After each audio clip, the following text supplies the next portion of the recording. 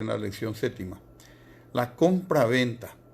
Es importante tener en cuenta que la compra-venta es un contrato, porque es un acuerdo de voluntades que se celebran entre partes y que tiene por objeto la transferencia de la propiedad de una cosa o de un derecho patrimonial. Y como contraprestación, el que lo adquiere tiene que pagar un precio en dinero que paga el comprador. Existe sí una parte que se obliga a transferir la propiedad de una cosa o de un derecho patrimonial y otra a pagar el precio en dinero. ¿Cuáles son los caracteres de este contrato de compra-venta? Miren que estamos hablando en general y en particular de la compra-venta de inmuebles. Pero todos los contratos de compra-venta tienen estas características. Primero, son bilaterales, o sea, son sinalagmáticos. Significa que cada parte tiene que cumplir con una prestación. Ambos se obligan a algo. El uno a transferir el bien y el otro a pagar el precio. Porque lo contrario, los unilaterales también tienen dos partes. La donación es un contrato que tiene dos partes. Uno que dona, el donante, y otro que recibe, que es el donatario. Pero el único que se obliga es el donante. Por eso este es bilateral, porque ambos se obligan. Lo segundo es consensual, en el sentido de que el consentimiento de las partes es el que determina la formalización del contrato. No hace falta ningún otro trámite, ¿verdad? Salvo cuestiones simplemente formales, pero el consentimiento es el que determina la formalización del contrato. El tercer carácter es que es un contrato oneroso, es decir, que se paga un precio. Alguien tiene que pagar un precio y el otro tiene que entregar algo.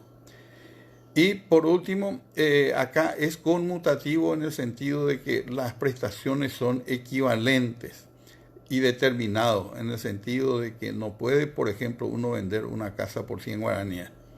Siempre hay una equivalencia entre el precio y la cosa que se recibe o que se transfiere a cambio de ese precio. ¿Cuáles son las formalidades que deben reunir todos los contratos de compra-venta? En primer lugar, no es formal. No es formal en el sentido de que puede celebrarse incluso verbalmente o por escrito. Si uno va a un almacén de barrio, compra 1 kilo de galleta y no necesita celebrar ningún contrato escrito, ni tampoco a lo mejor exigir ningún comprobante por esa compra, salvo para efectos estrictamente tributarios. Pero eso no significa de que en algunos casos, sin embargo, no se exija de que el contrato se celebre de una forma determinada, como por ejemplo por escrito. Y en ese sentido, los contratos de compraventa de inmuebles se deben celebrar por escritura pública. Tanto es así que si no se celebra por una escritura pública, sino por un contrato privado, simplemente la transferencia de un inmueble, el contrato no queda aún, no concluye, sino que después de que el comprador o el vendedor promueva la pertinente demanda de obligación de hacer escritura pública. ¿Cuál es la capacidad que se exige? Y en ese sentido tenemos que, para celebrar este contrato, ¿verdad? Sabemos que la capacidad es la aptitud jurídica que tienen las personas para adquirir derechos y contraer obligaciones. Y en ese sentido, toda persona capaz de disponer de sus bienes puede vender. Y el bien del cual es propietario, ¿verdad? Y toda persona capaz de obligarse puede comprar toda clase de cosas. Cualquiera persona es capaz de vender, con algunas excepciones que vamos a mencionar a continuación. Por eso lo que interesa son cuáles son las excepciones de quienes no pueden comprar, ¿verdad? Porque en principio todos gozan de capacidad para formalizar este contrato. Existen dos clases de incapacidades para celebrar este contrato. Primero, la incapacidad de hecho, es decir, aquellos que no pueden realizar por sí mismos, sino a través de representantes. Y entre estos, el código menciona a las personas por nacer, los niños y adolescentes, los dementes y los sordomudos que no saben darse a entender por escrito. Estos no pueden comparecer personalmente a celebrar el contrato, sino que a través de sus representantes. Cuando va a adquirir no necesita ninguna autorización especial, pero cuando va a vender el patrimonio de una de estas personas que son incapaces de hecho, se requiere entonces la autorización judicial respectiva. Ahora bien, existe también en el contrato de compraventa la incapacidad de derecho, es decir, son prohibiciones de que este contrato celebren las personas por más que sean plenamente capaces para otros actos jurídicos, para todos los demás actos jurídicos, incluso para el contrato de compraventa, pero en estos casos no pueden celebrar contrato de compraventa. ¿Y cuáles son? El artículo 739 del Código Civil establece cuáles son esos casos. En primer lugar, menciona a los esposos entre sí, aunque estén separados de bienes. Pero ellos sí pueden celebrar este contrato cuando realizan la disolución de la comunidad conyugal y al hacer la partición uno de ellos lleva una cantidad mayor que otro. Entonces, en compensación a eso, le puede le puede transferir entonces bienes que son de su propio patrimonio. Entonces ahí sí se permite entre los esposos, pero exclusivamente, repito, en el acto de la disolución de la comunidad conyugal y cuando hay una diferencia en la cuantía que está recibiendo uno de ellos. También está prohibido que los padres celebren contratos de los bienes de sus hijos menores, comprendidos en su representación. Tampoco pueden los tutores, curadores y albaceas de los bienes comprendidos en su representación. Los tutores no pueden de los menores, ¿verdad? Los curadores no pueden de los mayores incapaces y los albaceas no pueden en el caso de las sucesiones. Los mandatarios tampoco pueden adquirir bienes, los bienes comprendidos en el mandato, salvo que en el mismo mandato estén establecidos y tipificados ya todas las condiciones de venta, y si él quiere comprarlo, lo compra dentro de esas condiciones, con lo cual no está aprovechándose de esa circunstancia de ser mandatario. Porque lo que se quiere evitar en este caso es que el mandatario compre para sí mismo por un precio que no es el que corresponde, ¿verdad? Después, los empleados públicos no pueden adquirir los bienes del Estado o de las municipalidades, incluso de los entes descentralizados de cuya administración estuvieran encargados. Tampoco pueden los magistrados, fiscales, defensores, otros funcionarios, abogados, procuradores, escribanos, peritos, respecto de los bienes en los juicios en los que ellos intervengan o hayan intervenido. Ellos no pueden adquirir ni por sí, ni en remate, ni por interpósita persona. Bueno, el contrato de compraventa puede someterse a modalidades y la regla general es que las partes pueden pactar las cláusulas y modalidades que estimen convenientes. Así tenemos que el Código Civil en el 669 establece que las partes interesadas pueden reglar libremente sus derechos mediante contratos. Y en ese sentido, una de las modalidades que pueden incluir es la modalidad condicional, y estas pueden ser de dos maneras: sometida a una condición suspensiva o a una condición resolutoria.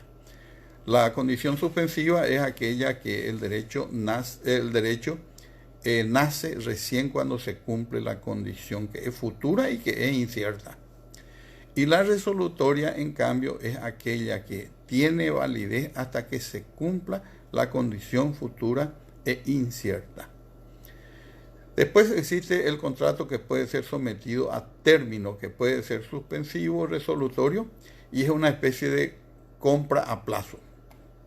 Ahora bien, en los contratos se pueden incluir ciertas cláusulas, como por ejemplo la cláusula de no enajenar a persona determinada, pero no va a tener un carácter general eso. Se tiene que especificar concretamente a qué persona no se puede vender. Yo le estoy vendiendo a Juan Pérez y sobre Juan Pérez pesa la prohibición de venderle a Ramón Benítez, por ejemplo.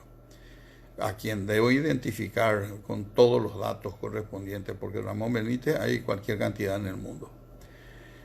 Ahora bien, el pacto comisorio es una cláusula que permite a los contratantes de estos contratos de compra-venta a reclamar la resolución del contrato cuando uno de ellos no ha cumplido con las obligaciones a su cargo.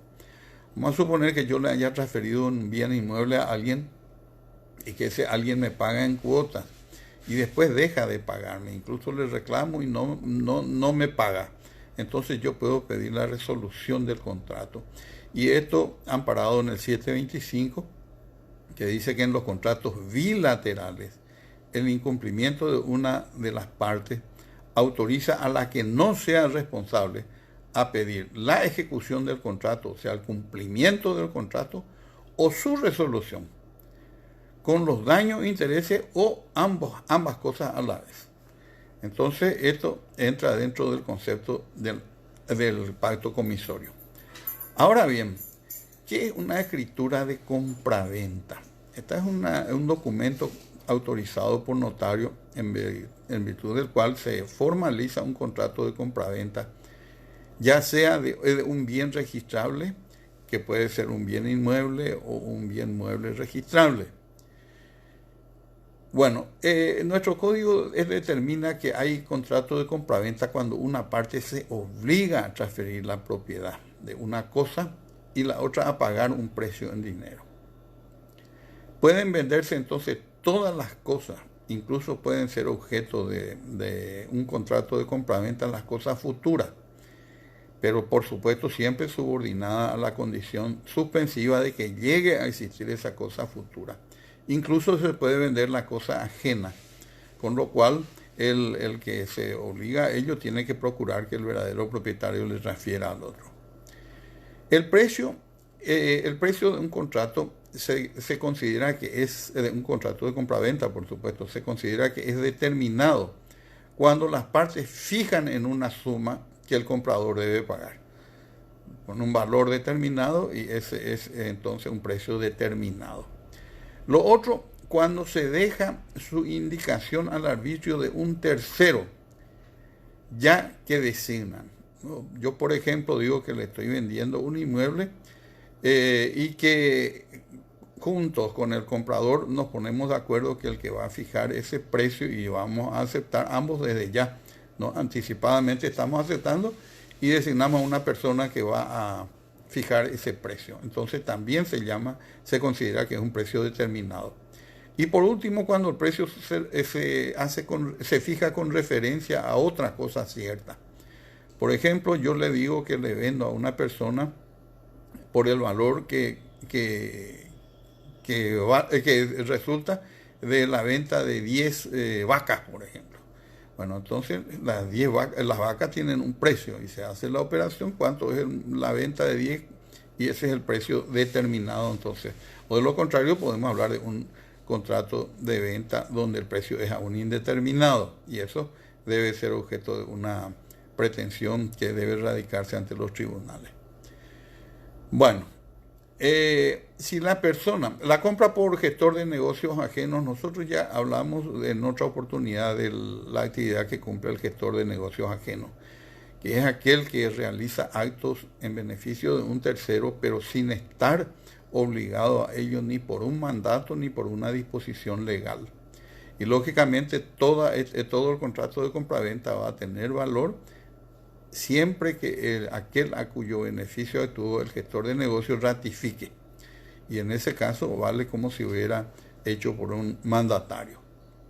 Ahora bien, una cuestión que suele ocurrir es la compraventa de parte de condominio. Resulta que en un condominio son varias las personas copropietarias de un mismo bien, de una parte indivisa. Y se pregunta acá si un condominio puede transferir directamente él o que necesita el consentimiento de los otros a los efectos de disponer de su parte de condominio. Nuestra legislación establece que el condominio puede ejercer sin el consentimiento de los otros los derechos inherentes a su cuota parte ideal en la cosa. O sea, él va y negocia con quien quiere sin necesidad de pedirle ningún tipo de autorización ni tampoco de un ofrecimiento previo a los demás condóminos. Sin embargo, ustedes verán que la cesión de derechos hereditarios, por ejemplo, no se puede hacer directamente a un tercero sin antes ofrecer a los otros herederos durante un plazo determinado. Y también saben ustedes que en el caso de la sociedad de responsabilidad limitada, uno de los gerentes no puede transferir sus cuotas sociales a un tercero sin previamente haber ofrecido a los demás. Y después de que estos no lo acepten, recién él puede transferirlo. En cambio, en el condominio no existe eso. Él puede vender, hipotecar, ceder sin ningún tipo de limitación. Ahora bien, ¿qué sucede cuando una persona está comprando un inmueble respecto del cual existen ciertas cargas y gravámenes? Vamos a suponer que en el informe de condiciones de dominio aparece que sobre el inmueble pesa una garantía hipotecaria y también que existen embargos y compañía. Bueno, el que adquiere lo adquiere con las cargas y con los embargos y con los gravámenes. Él no puede ignorarlo. No tenemos que olvidarnos de que el acreedor puede exigir entonces el cobro a través de la venta de ese bien, salvo que el comprador con esas cargas, el que compró con esas cargas, pague la deuda correspondiente. Ahora bien, vamos a ver la legitimación subjetiva. La legitimación subjetiva para formalizar este contrato. Entonces es aquella por la cual el notario admite la intervención por sí o por otro, dice, de personas físicas en el instrumento notarial. Ustedes se dan cuenta que lo que está legitimando es la presencia física de las personas físicas ante el notario. Por eso es que él debe nominar a los sujetos a quienes debe identificarlo por su nombre, domicilio, estado civil y compañía. Ellos, por el hecho de su presencia física en esa dimensión acto, porque ahí es donde se celebra el acto jurídico ante el notario público, constituyen y justifican este sector en la dimensión papel, dicen, porque ellos, mediante la presencia de ellos, se pudo formalizar el documento que es la dimensión papel, y que termina por absorber el hecho, o sea, aquel acto de compra-venta, cosificándolo. ¿Qué significa esto? Y que lo vuelve a ese acto jurídico una cosa que se puede manejar y que es el documento en virtud del cual él puede exhibir, él puede acreditar y puede probar su calidad de propietario. No olvidemos, señores, que en materia de propiedades hay dos clases de titularidades. La titularidad de goce, que tiene cualquier titular, aun cuando sea incapaz o sea un menor. Lo mismo él puede gozar. Pero la de disposición solo tienen determinadas personas cuando pueden realizar actos con determinada capacidad y por sí solos, que no necesitan de ser representados por terceros. La capacidad, dijimos que es la aptitud de la persona para ser titular de relaciones jurídicas. Y es uno de los atributos que es inherente a la persona, así como es también inherente para la persona el nombre y el patrimonio de compañía. Bueno, en cuanto al concepto general que se tiene respecto de la capacidad, es que la capacidad general se supone y que la incapacidad solo existe cuando es declarada por la ley o por sentencia y se halla en conexión inmediata con los actos de administración y de disposición. Ahora bien, la declaración de los sujetos negociables en el acto de compra-venta del inmueble. Esta es la parcela estática que da inicio al desarrollo dinámico de la audiencia notarial. Y esto se expresa a través de declaraciones y actos que realizan los sujetos negociables sobre ellos. Y sobre ellos recae la potestad del notario que se halla en inmediación con personas y con cosas. Este sector es el más importante. Por él acuden los sujetos al notario y en segundo lugar Con él, el oficial público ha brindado asesoramiento funcional, que es la mayor diferencia que existe con la actividad judicial, registral y administrativa, en las cuales el titular, el que ejerce la titularidad de esos órganos, no aconseja. En cambio, el notario sí, en esta etapa, aconseja a las partes y les da las explicaciones necesarias respecto del alcance del contrato que están por celebrar. Bueno, el notario redacta las declaraciones de las partes. Más bien, lo que queda plasmado en el documento es lo que él atribuye a las partes, porque en realidad lo que queda en el documento es lo que el escribano escribió, que bien puede representar exactamente lo que ocurrió, como bien puede ser una apreciación errónea, pero es eso lo que queda en la escritura. Y siempre el escribano redacta en tercera persona, diciendo: el compareciente manifiesta, el compareciente dice, el comprador declara, el vendedor acepta, etcétera, etcétera. Siempre en tercera persona. No es él, no dice yo, sino que los otros están haciendo. En cuanto a la descripción del inmueble, él lo realiza en base a los datos que obran en el título y en los planos, y recurre a los elementos catastrales como el distrito, la manzana y el lote, luego a los linderos que surgen del instrumento y las medidas y las superficies. Tenemos otra etapa que es la de estipulación, y que es justamente aquella en la cual el notario consigna la declaración de voluntad de las partes, articulando y homologando el negocio jurídico, porque ahí tiene que en algún momento determinado decir que las partes han escuchado la lectura que hizo el notario y que ellos la aceptan. Y con esa aceptación el notario está homologando el negocio, es decir, está aprobando, está autorizando ese negocio. Este es el sector dinámico preparado, normalmente en la estática exposición.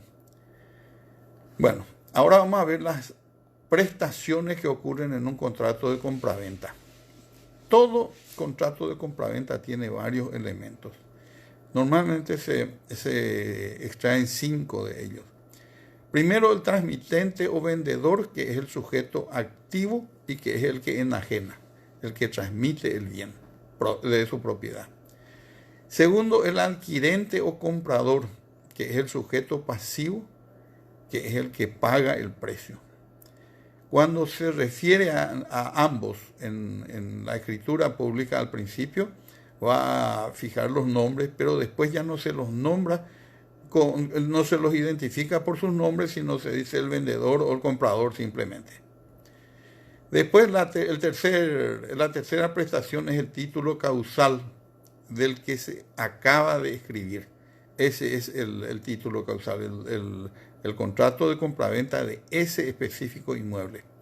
La transferencia, que opera por la voluntad del adquirente, registrada en escritura pública. Y por último, referencia al objeto descrito en la exposición. Esas son las prestaciones. Y las contraprestaciones: primero, el precio integrante esencial, del contrato.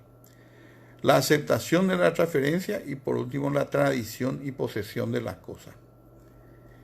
El precio es único e indivisible en cuanto al monto del contrato, pero en cuanto a su recepción y entrega puede ser fraccionado. En tal sentido, los adquirentes, el transmitente y el adquirente pueden establecer la modalidad de pago, pero no obstante, ya la operación se ha realizado. Bueno, en cuanto a las cantidades entregadas, el notario siempre debe designar con letras y con números también, con guarismos. Y por último, tiene que declarar que el adquirente acepta la transferencia. Existe también un sector de declaraciones complementarias en el que los sujetos agregan expresamente algunas cuestiones vinculadas sobre situaciones subjetivas o circunstancias objetivas, como por ejemplo que él está compareciendo ahí para comprar para su hijo, por ejemplo, o por su hijo. Entonces esas son declaraciones complementarias, o que está diciendo, por ejemplo, que compra para su hijo con dinero propio del hijo y compañía. Esas declaraciones complementarias no son indispensables, pero si quieren dejarlo, entonces, si quieren consignarlo en la escritura, no hay ningún inconveniente en hacerlo. Ahora bien, el contrato de compraventa también se puede hacer vendiendo solo la nuda propiedad con reserva del usufructo vitalicio. Sabemos que el usufructo es el derecho real de usar una cosa ajena y aprovecharse de todo su fruto, pero siempre que no se lo deteriore. La palabra nuda propiedad, por eso se vincula en el sentido de que cuando se habla de nuda propiedad es porque existe sobre ese bien inmueble un usufructo o una servidumbre personal. Se dice también nuda propiedad respecto del que carece, del propietario que carece del uso y goce de ese bien. Y también se habla de nuda propiedad cuando está disminuida por grabarla un derecho real de goce y disfrute. Bueno, el nudo propietario, por supuesto, es aquella persona que solo tiene la nuda propiedad de una cosa, o sea, el dominio de un bien sobre el cual pesa un derecho de usufructo, de uso o de habitación. Ya hablamos también de la compraventa por gestor de negocios, diciendo de que estos necesariamente deben ser ratificados y sabemos ya quiénes son.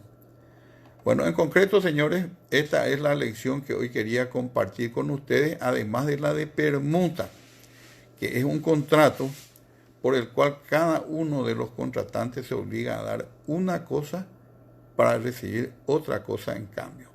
La diferencia entre el contrato de compraventa y de permuta está en que en la compraventa alguien transfiere una cosa y recibe un precio. En cambio, en la permuta, una persona transfiere una cosa y la otra paga con otra cosa. Bueno, se transfieren recíprocamente la propiedad de las cosas u otro derecho de propiedad. Por supuesto, en los registros de inmuebles se escriben el derecho real de dominio adquirido por contrato de compraventa, porque esa es la causa. Dación en pago. Este es el último tema que vamos a desarrollar, que ocurre cuando se le transmite al acreedor o a los acreedores el dominio de una cosa en compensación de una deuda. Suponiendo que yo le estoy debiendo a una persona $500,000, yo no estoy en condiciones de pagarle esa deuda y a cambio de ella le doy en pago un inmueble, por ejemplo, y el otro lo acepta. Entonces ahí por esa vía nosotros cancelamos esa deuda. Y queda extinguida, dice la obligación de nuestro Código Civil, cuando el acreedor aceptare en pago una prestación diversa. Esto tiene sus reglas propias. Si fueren entregados crédito contra terceros, se aplicarán las reglas de la cesión. Por fin, el mero acuerdo para realizar una dación de pago no extingue la obligación de pleno derecho, pero autoriza al deudor para oponerlo como defensa. Entonces, con esto vamos a dar por concluida esta exposición de la fecha.